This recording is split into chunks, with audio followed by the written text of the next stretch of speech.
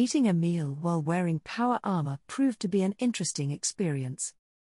For the first time I joined the girls for dinner in the monastery's mess hall.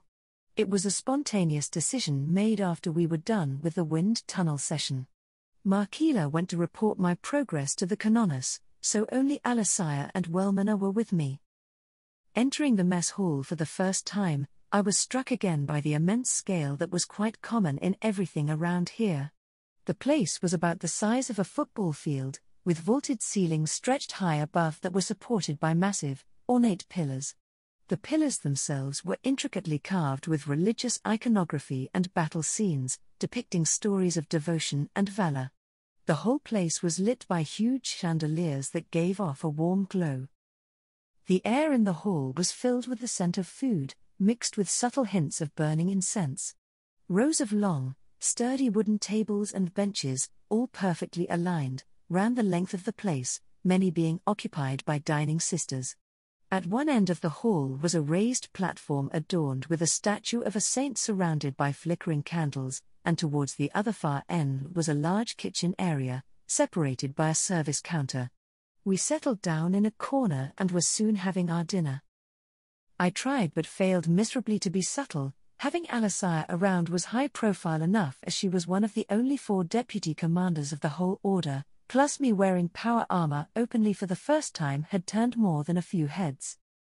A bit uncomfortable at first, I soon learned to tune out the attention from the crowd and focus on my food. Seeing my gloved hand holding a spoon and feeling the vibration of my suit's power backpack as I ate was weird, not to mention I felt severely overdressed for the occasion. In line with their doctrine and observance of religious teachings, the monastery served relatively simple food. Besides the standard fresh salad and soup, one could choose between rotilos, a type of New Age tortillas, potato paste or good old bread for carbohydrate fix. For protein, today there were options between herb-marinated grilled groks or the ancient all-time favorite of chicken and eggs. And finally for drinks, one could choose between plain water, tea or recaf, the last one being the catch-all term of anything resembling coffee. Without the groks dish, which was produced from a type of common reptilian livestock throughout the Imperium, I could easily mistake this meal for an ordinary one back on Earth. Lean and firm, groks had a mild flavor with a hint of gaminess, but the meat was not as fatty as beef or pork. While I had the impression that food outside the monastery would be more exotic and exciting, for the moment the groks rotilos sandwich was good enough for me and my main go-to dish. "My lady, Margus Balpragus reports your jump pack is ready for tomorrow's session," said Wellmanna as she put away her personal communicator. The scholar spoke softly, yet her words still attracted a few random sisters to discreetly peek over. "Noted, thank you," I said before continuing to slowly chew down on my food. Despite being active the whole day, I did not work up an appetite and ordered the usual reduced portion. Being able to do so much and yet still eating so little felt strange. I guessed the arcane biology of my body was unimaginably more advanced in energy efficiency when compared to a standard human.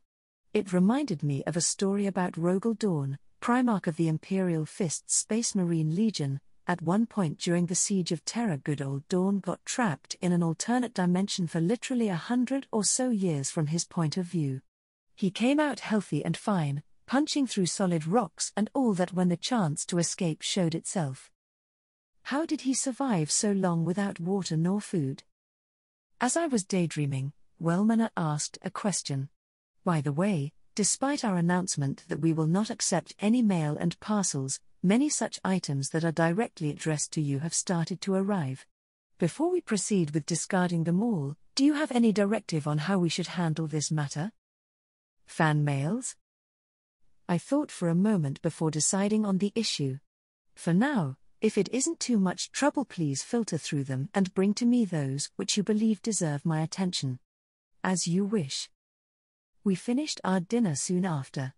I got the impression both girls could not properly relax with my presence. Maybe joining them for meals was a bad idea. On a roll with my training, I decided to just push forward for the evening. Thus it was a while later with Alisaya as my instructor that I got to drive a rhino tank for the first time. Being the ubiquitous base chassis for many of the Imperium's elite forces fighting vehicles, the Rhino was built with two core fundamentals in mind: reliability and ruggedness. The vehicle was legendary for its ability to endure an incredible amount of abusive usage and ran on virtually any sort of fuel, from the standard promethium to alcohol. If a liquid could combust, a Rhino could probably run on it.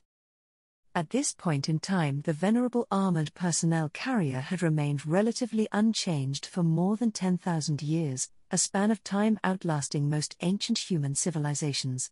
The Rhino and its many variants had to be one of the most sold model kits of the grim dark universe. Personally, I had helped to contribute to that with a full fleet of them back in the peak of my hobbying. As was tradition around here, most combat vehicles came with a fancy name. The Rhino that was assigned to my training was the Benedicta. The chassis was huge to accommodate its primary users, the Space Marines. Being able to fit armored giants meant it was extremely spacious for human users, so much so that the driver's seat had to be adjusted to the maximum level to compensate for my lack of height.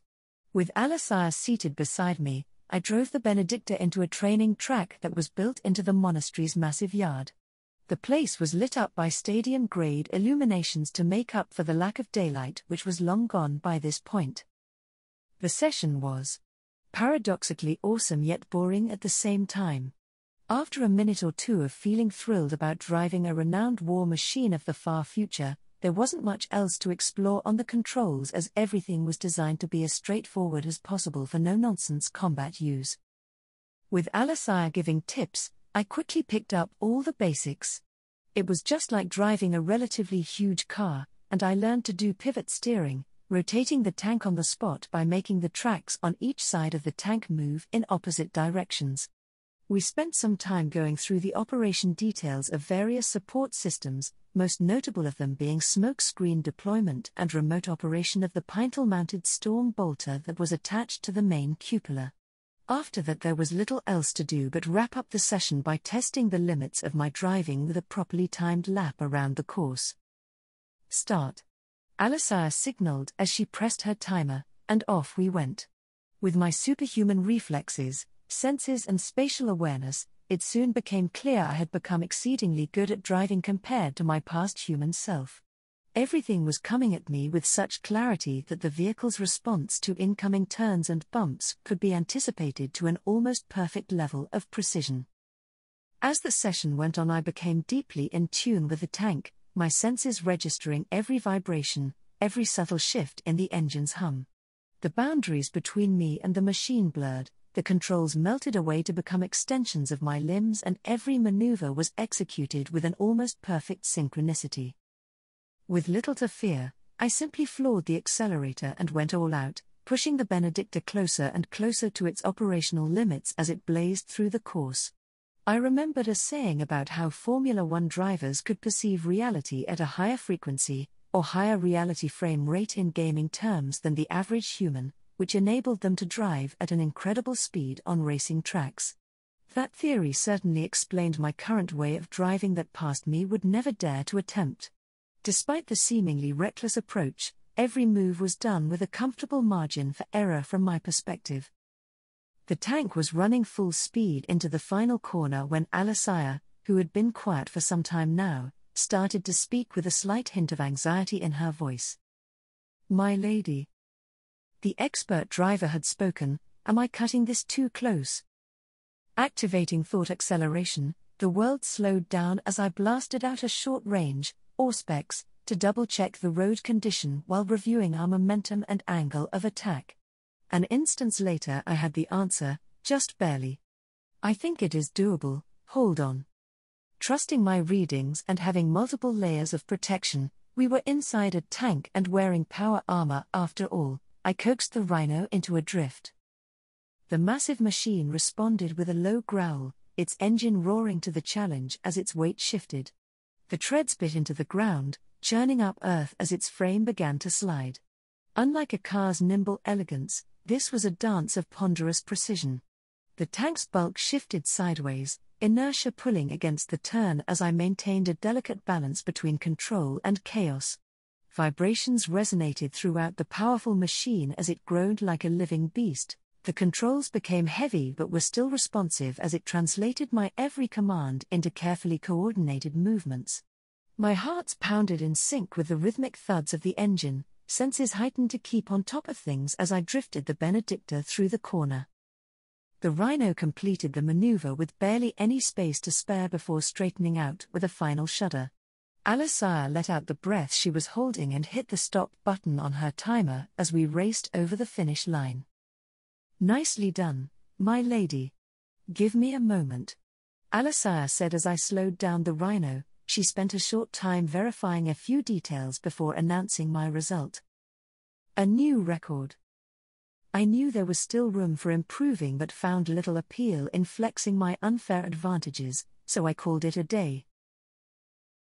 Near the entrance to my room, Alisaya and Wellmanor both bowed before turning to leave just as Herlindaya, who was waiting on the side, walked up to me.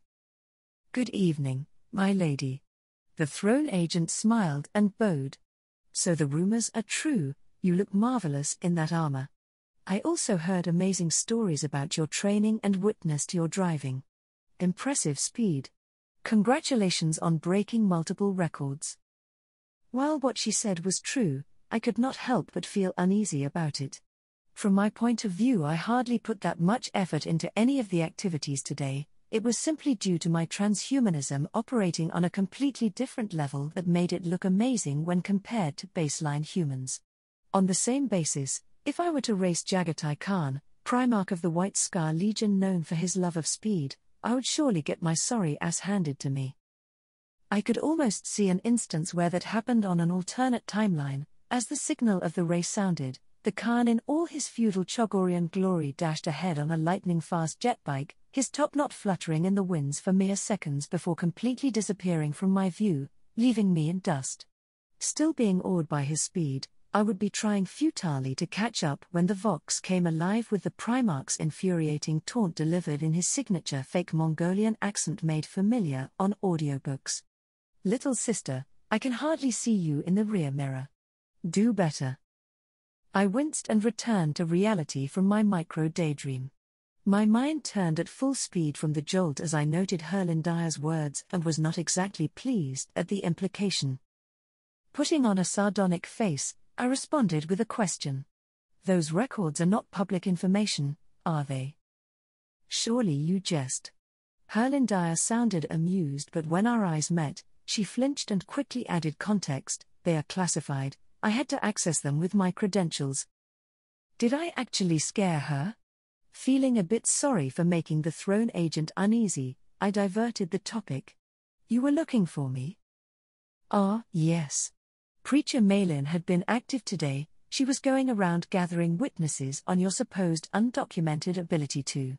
She paused to refer to her notes. Light up the battlefield with miraculously vivid readings for on-field targeting systems.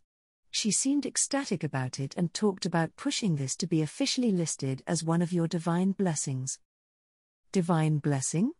As far as I could tell, it was just a weaponized ability. From the Church's point of view, that explanation definitely came in handy to further strengthen their religious brand. I certainly was just spamming it without thinking much on its implications. "How widespread is this information?" I asked flatly. Well, she had already interviewed multiple battle sisters who took part in yesterday's operation and was about to do more. My mood darkened as I wasn't happy about this development. With the looming troubles ahead, the idea of advertising my tactical abilities to the rest of the world was less than ideal, no matter how I looked at it. "Should I put a lid to it?" Herlindaya asked while placing a palm on her heart, looking every bit like a secretary ready to serve.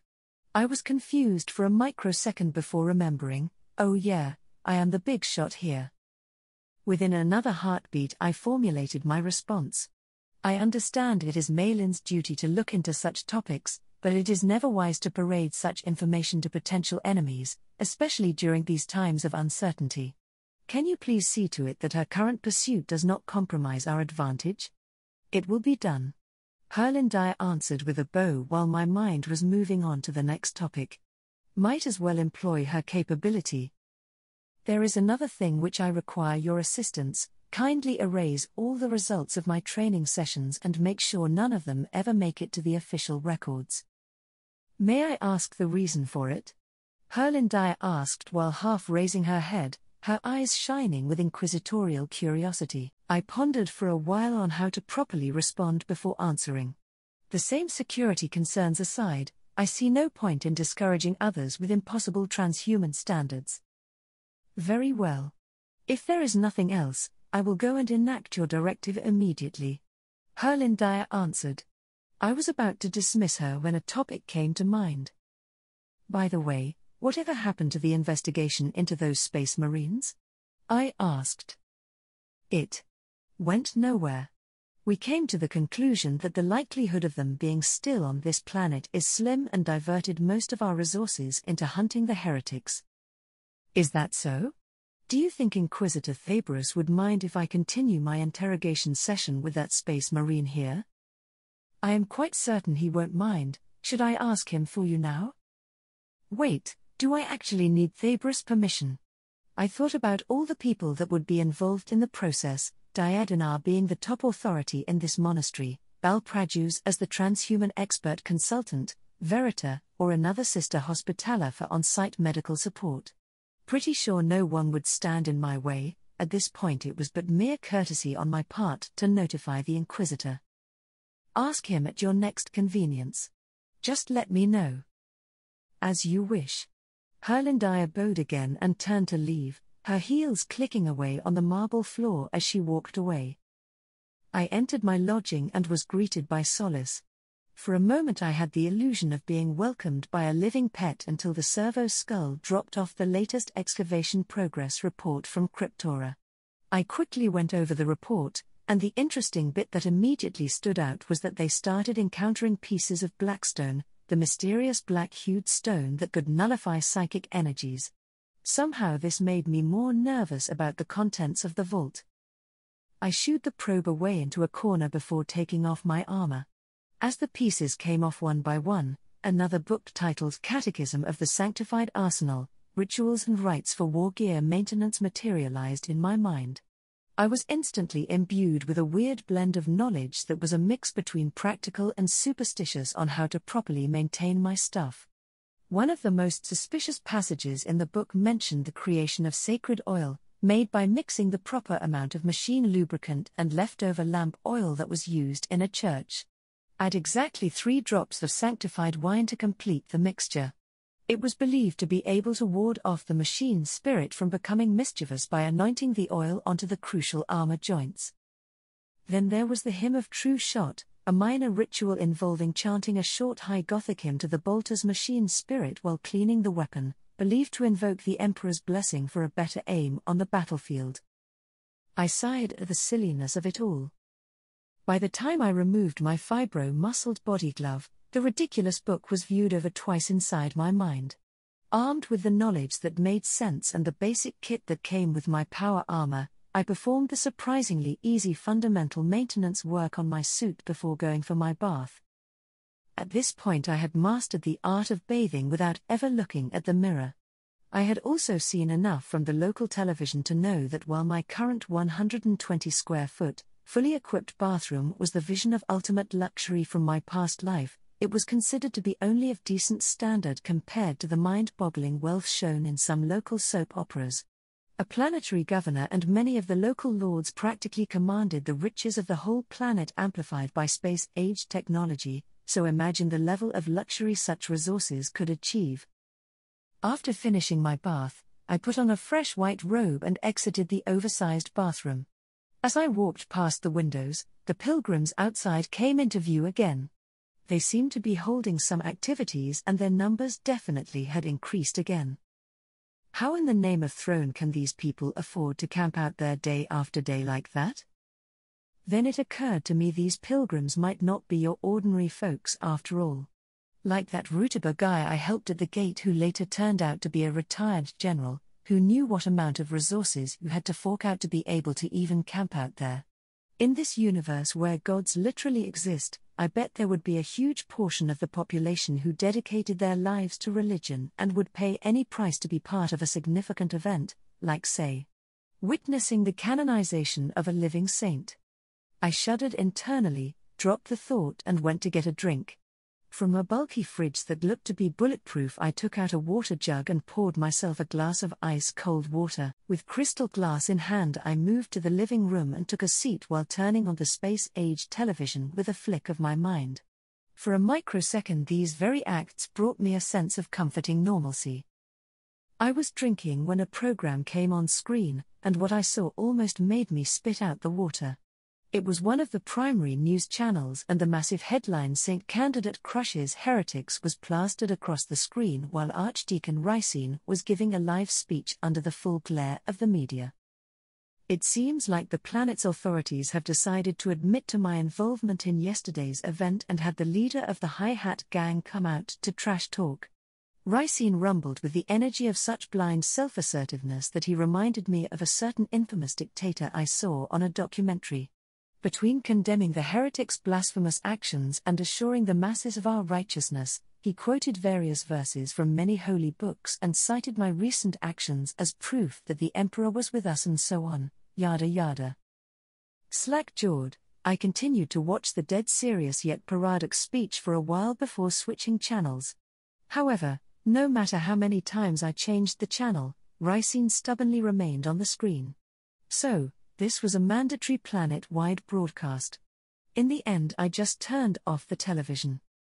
I should just continue with mapping the monastery. Settling down, I closed my eyes and fell into Saikana meditation. Soon a sense of weightlessness took over. I opened my mind's eyes and found my consciousness floating above my body in the room. Despite this being quite the routine for a while now, it still felt odd every time seeing myself from this out-of-body perspective. Moving through walls, I began my work. I had been familiarizing myself with the monastery's layout by ghosting around. Initially my progress was slow as I was extra cautious and worried about triggering any psychic security, then slowly my exploration gained speed. Building by building, section by section, I had come to know many areas like the back of my hand. Of course, the fortress monastery had its own fancy name, called the Citadel of the Eternal Light, or Castrum Lux Aeternae in High Gothic. Appearance-wise, overall it looked like a titanic church on steroids, an immense monolithic symbol of devotion that rose from the landscape like a Gothic mountain of faith. Being both a bastion of faith and a military fortress, this immense structure featured multiple massive gun towers around its perimeter and even had its own void shield generators. Following the Imperium's tradition of awe-inspiring scale, the primary building was so massive it could easily house around 80,000 souls inside its main structure. At the pinnacle of the fortress was the Sanctum Sanctorum, a complete chapel in its own right where the sisters held their most important rites and ceremonies. While having another chapel on top of your super monastery might sound over top for any sensible individual, it was how they ran things around here. Beneath the fortress lay a multi-layered network of structures. Here you would find huge storage rooms, high-security dungeons, power generators and even a few massive garages that housed hundreds of war vehicles. Moving around, I was making mental notes and came to a wall where dozens of souls could be seen on the other side. Unlike the bright souls of psychers, the ungifted normal people appeared as dimmed glows, but still registered to my otherworldly senses. This was a previously unexplored area, so I had no idea what was on the other side. Curious, I passed through the wall and came upon the most absurd scenario ever since taking on the mapping project. Like a scene straight up from some fan service episodes, I ended up in a communal bathing hall where a group of sisters were taking their shower. My non-corporeal jaw dropped to my surroundings of running water and a large group of young ladies washing their sculpted bodies. The crowd was a bustling bunch, laughing and joking about. Half panicking, I tried to cover my eyes only to discover I didn't have a body. Not sure where to look, my senses were darting around just for me to pick up a small group of sisters in a corner comparing boob sizes. Then I remembered they couldn't see me. Everything felt so preposterous I almost laughed out loud before noticing more details. On the bodies of a few sisters were exposed metallic components in reflective chrome, like spare parts being embedded into their flesh. Most of these were disc-shaped objects located on shoulders or thighs, some were small bands that wrapped around legs or arms, while others were random parts that were fitted over necks or back of heads.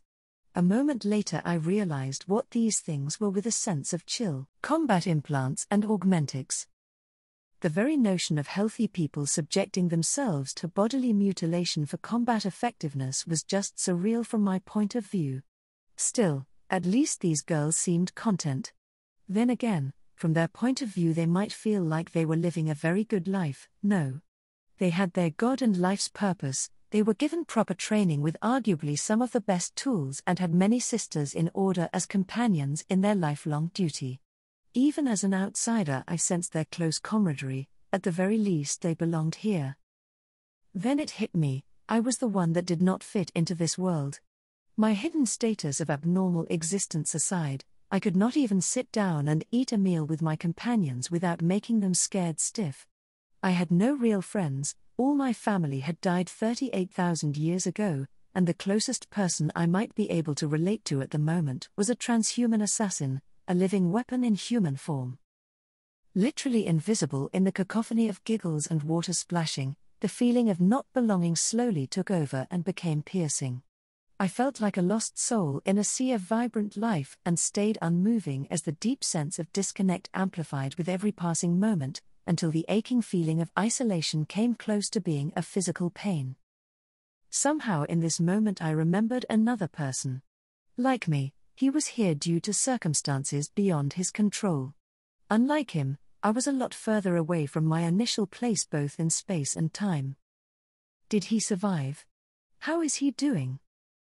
I wondered for a moment before realizing I could just find it out myself. I need to know. With that decision made, I left the glorious fan service-like scene behind and flew back to my room in the blink of an eye. After seeing my physical body still in place and verifying that the odds of having sudden visitors was low, I floated out of the monastery. Once out, I double-checked my orientation and started the journey. Like a speeding ghost, my consciousness flew across the capital night sky, drifting towards another soul that was far from home. Fulton Murdini abhorred the Scholastica Psychana. The inquisitorial sanctioned psyker thought he had long gotten over that painful era from a lifetime ago. To his dismay, all it took was a single step into the place to dispel that false notion. The overbearing grim mood, the depressing interiors, the faint air of emotional distress emanated by caged-up psychers, the subtle fear exhibited by the ungifted, even the sterile smell of disinfectants reminded him of his lost youth.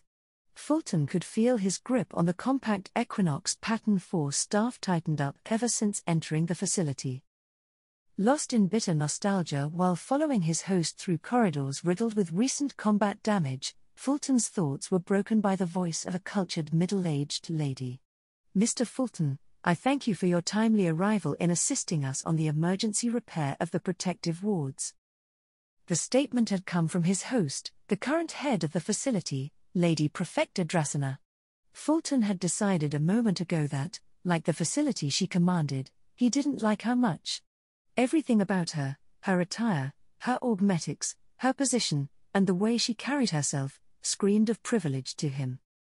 Over the long years of service, Fulton had heard whispered rumors on rare cases of privileged siblings, psychers who were born into rich and powerful families on fringe worlds. In these distant regions, far from the heart of imperial authority, the rules were often more flexible. Through standard unscrupulous means such as bribery, manipulation, and covert dealings, there were alleged cases of powerful families wielding enough influence to ensure that, should their children survive the sanctioning process, they would be assigned to posts closer to home. To come face to face with what must have been confirmation of such rumors irked Fulton greatly. Responding to his host, Fulton turned and nodded. "Lady Dracena, please just call me Fulton. Your gratitude is appreciated but unnecessary, I simply serve the Emperor." "As do we all, Fulton, as do we all. But I must express my astonishment at the uncanny timing of the sanctioned security upgrade we received just prior to the attack. Without the timely reinforcement this would have been an unmitigated disaster. The late Lord Prefector Arkansas did mention that the order originated from the very top. Do you know anything about this? Fulton raised an eyebrow before replying. With all due respect, my lady, I will not comment on this matter and strongly advise against any further discussion of it. Dracena seemed to have anticipated this response and swiftly switched topics. Very well. In that case, may I ask about our graduates? Have they been serving the Inquisition well? Fulton was reminded about the new recruits they had recently received from this very facility. Tried as he might, there was no denying that the new batch of helping hands were very welcome in these trying times. As for Dracena, to her credit she at least seemed competent enough when compared to the many other examples of people in powerful positions due to millennia-old nepotism. Slowly he nodded. As far as I can tell, so far most of them are doing fine. In my opinion some of them have real potential. Plus Master Fulton, emergency exclamation mark plus. It was a telepathic message from one of the aforementioned new hands, sounding uncharacteristically nervous. Being a psyker herself, Dracena heard it too and she perked up from the unusual interruption. Plus sense, I hear you. Report. Plus Fulton sent back. Plus unidentified psychic presence detected inside the facility. Near my position at the holding cells, estimated threat level, unknown. Plus. Threat level unknown. Fulton quickly reached out with his psychic senses and located the subordinate's unique soul resonance. From there he expanded his mind and searched around the area but failed to detect anything unusual. Suppressing his frustration, Fulton was about to reconfirm that ridiculous claim when he felt something in that vicinity. It was a very subtle presence, unlike anything he had ever encountered. Yet when he probed further it was soon apparent that whatever this entity was, it was powerful enough to make his skin crawl. Alarmed, he looked to the Dracena, and the lady was looking at him with a shocked expression, clearly sensing it too. How many battle-ready psychers do you have now? Fulton demanded. Protocols and standard etiquette dropped due to the sudden dire situation.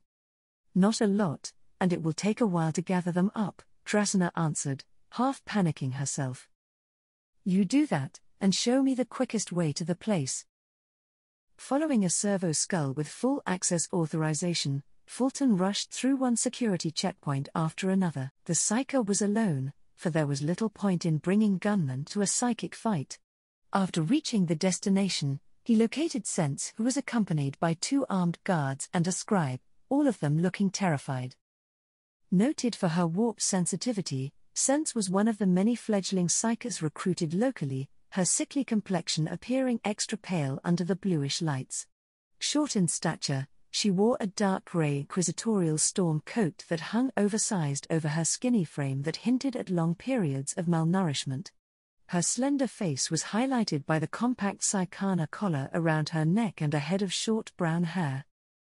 Upon seeing Fulton, Sense's weariness softened and she bowed. Master Fulton. Update me, Sense. Sense raised her head, pointed to the far end of the dark hallway and whispered. Over there, it seemed to be searching for something at that far end. Fulton looked into the gloom and felt all the fine hairs on his hand standing on their end. This was one of the many places where untrained psychers were individually kept in warded cells. He had a few theories as to what a hostile entity might be doing here, all of them leading to catastrophic implications. Do you think it noticed you? He asked. No idea, but I was very careful, Sense replied softly. She then turned her attention back to the hallway, squinted her eyes for a moment before whispering again. I think it just stopped moving. That probably means it found whatever it was looking for, Fulton remarked grimly while checking on Dracena's position with his mind's eye, looking for the reinforcement she promised. After a while he saw them, they were coming, but were still some distance away. Help is coming, but not fast enough, Fulton said. What do we do? Fulton pondered for a moment before taking out his communicator, activating the device before passing it to Sense. Take this, stay far away and contact Throne Agent Herlin Dyer immediately. Report to her what is happening. When the fight starts, if it looks bad, Get the hell out of here. Can't I help? Not with this. But. No arguing. Go. Fulton watched as Sense and the others fled before moving into the hallway, his mind flooded with questions. Is this from the same group of heretics? Why is this happening now? Is this something they can only pull off with the captured psykers? Approaching the unknown, Fulton channeled power into his force staff and felt the weapon come alive with a familiar low vibration. In the gloomy passage, his heart skipped a beat as he distinctly felt being noticed. There was no backing down now. Staff raised, Fulton hurried his steps and committed into a fight which his own survival was very uncertain. The psyker turned a sharp corner to finally confront the intruder, but froze upon recognizing the petite white-robed figure standing in front of a cell room. She's here? How? But is it really her? As he stood in stunned silence and noticed the non-corporeal quality of the visitor, the figure spoke to him telepathically. +0. Fulty, it is you. Sorry, I didn't mean to disturb. Fulton blinked, recognizing the eccentricity distinctive to only one individual. The psyker dismissed his powers, lowered his charged-up staff and bowed deeply. Lady SYRINE. Please rise, and just talk normally. Understood. While raising his head, Fulton could not help but mentally assess the distance of the fortress monastery and the palpable force projection standing before him. As he started to realize just how vast the actual power gap was between them, the notion that he once attempted to smite her sent freezing chills down his spine. Still, there was his duty, and he must ask the most obvious question. My lady, why are you here? SYRINE's projection paused slightly before gesturing towards a particular cell. I was curious about his well-being. Cell 235. Fulton peeked into it and saw a small boy with pale orange hair sleeping soundly without a care in the world. The boy was tied down by chains and all sorts of restraints, a treatment that was not unfamiliar to him. Fulton knew nothing about the boy and he remarked flatly, nothing seems out of the ordinary. This looks normal to you? SYRINE asked. Well, yes. I grew up in a place very similar to this. Really? What do you think of places like this? The question caught Fulton completely off guard. For a brief moment he felt his thoughts, his emotions, and his revulsion of the place leaking into the surroundings. Surely she would have picked it up mortified. He looked to SYRINE and found the latter just looking at him with a neutral expression. After collecting himself and some contemplation, he answered with a soft sigh. It is what it is, highly unpleasant but necessary. I see. Can I ask you something else? This was very strange and jarring to the psyker. From his point of view she had but to command or simply pluck any information out from him. Such an act should be as simple as breathing for her, yet she was treating him like a peer. As a veteran servant of the Holy Inquisition, Fulton had witnessed enough fools who paid the ultimate price for misjudging their position, and he was not about to commit such an error. That said, he could not help but speculate just what was one such as him to her. A servant? An acquaintance? A lesser psychic sibling? Well, sibling in the sense of how the gifted differentiate themselves from the masses, for he shared not a shred of genetics from one rumored to be a demi-goddess. That would be ridiculous. Even the notion of a loose associate seemed far-fetched for him, and he would never dare speculate about any hints of a friendship. As the unsettling considerations went over his head, Fulton hesitated for another second before bowing again and answering the only way he could. Please ask away. Did you ever hate your caretakers from that time? A trick question? Fulton wondered if this was a ploy to get him saying the wrong things before quickly dismissing the notion outright. With his past transgression she could have easily made him disappear, and yet he was still here. Although instincts told Fulton he was unlikely to be reprimanded, years of ingrained conditioning made him hesitate. He glanced at SYRINE again, and she was still watching him. Both her expression and aura were free of any trace of judgment. I used to, Fulton found himself confessing, with every fiber of my being I used to despise every one of them. For a long time I never understood the treatment we received, but now I forgive them. Plus, what changed your mind? Plus, an incident. One day, a girl not much older than me either got possessed or simply snapped. As per the usual, no one ever explained anything. She broke all her restraints and went on a bloody rampage, massacring more than 36 people before the Black Sentinels took her down. Lost in memory, Fulton paused briefly before continuing his story. Many of the casualties, including some of my least favorite people at the time, were literally turned inside out. It was beyond horrible, even they didn't deserve such a fate, he said softly. That was the day I understood our treatment. The Inquisition arrived soon after to clean up the mess. I was lucky enough to be noticed and eventually recruited. There was a longer pause before SYRINE spoke again. Plus, tell me, if you have the power to improve a single aspect of such a place, what would it be? Plus. Fulton raised an eyebrow. For all its absurdity, it did feel like they were friends talking casually. He allowed the fleeting illusion to take hold and smiled inwardly. Reflecting on the compelling notion, he thought for a while before responding. Interesting question, my lady. Now that you mentioned it, I think my younger self would greatly appreciate it if... Mr. Fulton. It was at that moment reinforcements led by Dracena arrived. Escorted by a squad of Black Sentinels, the Lady Prefecta stormed in with 3 other psychers. They came in with 4 staffs and spears raised, ready to attack. Except for the emotionally repressed Black Sentinels, fear was written quite plainly on everyone's faces. While Fulton almost admired their desperate courage, he knew the chances of them winning were laughably slim if this fight actually broke out. Holding up a palm, Fulton mustered as much calmness as he could conjure before dropping his statement, "Stand down, this is an unannounced visit of a dignitary." Dracena and her psychers had to do a double take upon seeing the figure besides Fulton, whereas the non-gifted Black Sentinels saw only the inquisitorial psyker alone holding his palm up. The sensation of having a body returned, and I opened my eyes and found myself back in my private suite. Slowly I let out a soft sigh and slumped into my chair. Objective achieved. I had verified that the boy did survive, at least for now. That said, having my secret visit exposed was never part of the plan. After Dracena showed up with more people, I cut short my stay and quickly hightailed out of the place, leaving Fulton to deal with the mess. That was embarrassing. Sorry Fulty, I owe you one. In hindsight, I was extremely lucky to be discovered by people who recognized me, otherwise that would have caused a hell of a lot more trouble. Being psychically stealthy should be my next focus of private research. While I brooded about the event in silence, Solace notified me of an incoming call from Herlindire.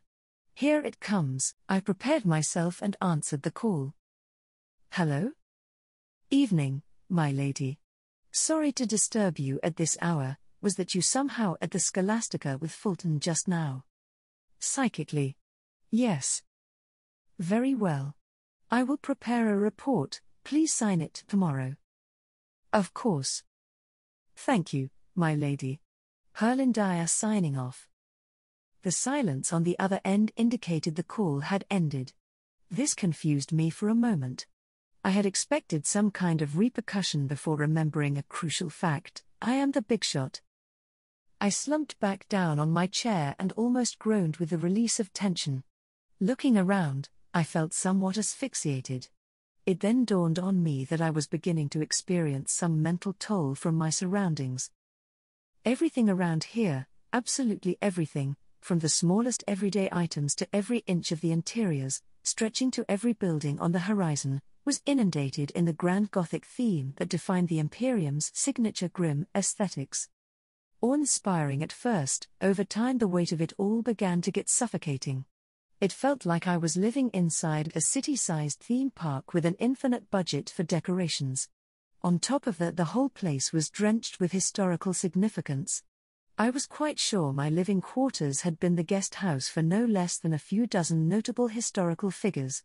I highly suspected the very chair I sat on could be judged as a relic of its own right should they run an audit of which famous person had sat on it before through the ages. In fact, it was mentioned one of Rabute Guillemot's chairs had become a revered heirloom for the Ultramarines before he returned.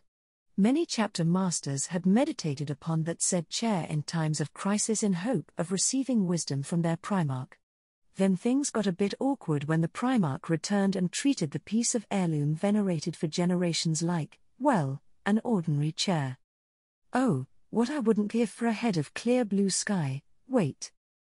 An outrageous idea suddenly came to my mind, prompting me to immediately try it out. Digging into my memory for a particular image, I closed my eyes and fired up, Simulatio. Reacting to my will, the world blinked, and in the next instance I found myself sitting on an ivory lawn chair with a perfect grassland under my feet, a light breeze caressing my face, and a very bright blue sky above my head. The view was straight out from the legendary Windows wallpaper where the grass was of the greenest of greens, stretching to the horizon where a very small hill met the sky in the color of the bluest of blues. Despite knowing full well all these were constructs of psychic sensory input, I almost teared up at the earth-like scenery. I settled down on my lawn chair, felt the full sunlight on my skin while enjoying the simulated scent of grass.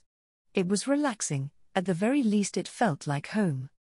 As I unwound on the idyllic scene, what Fulton told me before we parted surfaced in my mind. Lady SYRINE, for your earlier inquiry, he had said with a knowing half-smile, if I might be so bold to suggest, better food and frequent sweet treats would have helped greatly. I see, thank you. Back then I nodded and acknowledged his statement while keeping my face straight before leaving. Without any prior context to make sense of our exchange, the subtly bewildered expressions on Dracena were hilariously amusing.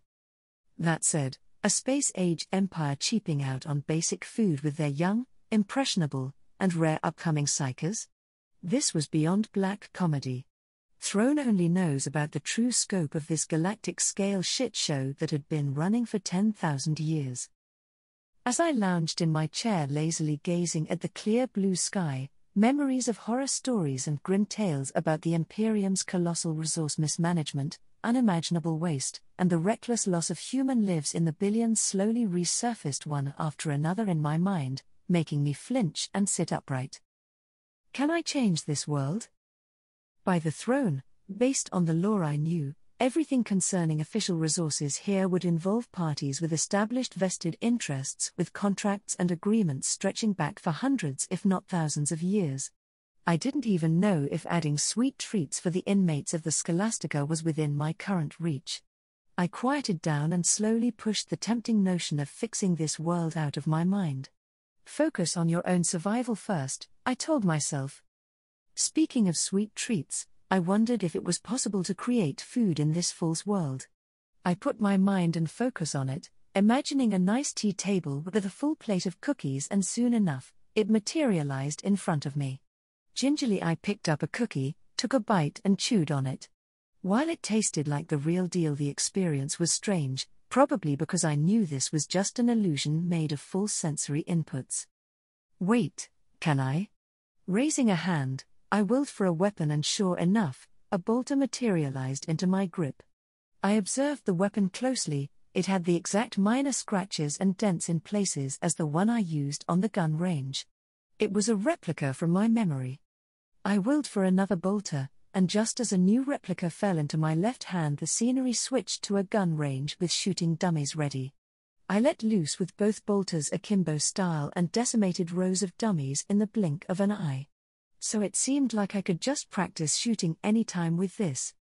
I dropped my bolters and they melted into the air before hitting the ground. It was time to put this simulation ability to the real test. The scenery changed again, this time to a plain training room. I willed for a certain individual to be created in this space. The process this time took more time and effort due to its complexity. After a while a figure appeared, clad in her operative tight suit, brimming with the same predatory lethality as I remembered. Nyan, let's rematch. I challenged the simulacrum. Neandra gave me her signature smirk before silently falling into a deceptively casual battle stance. I charged the simulated assassin, fully intending to avenge my previous defeat while venting my frustrations of this world.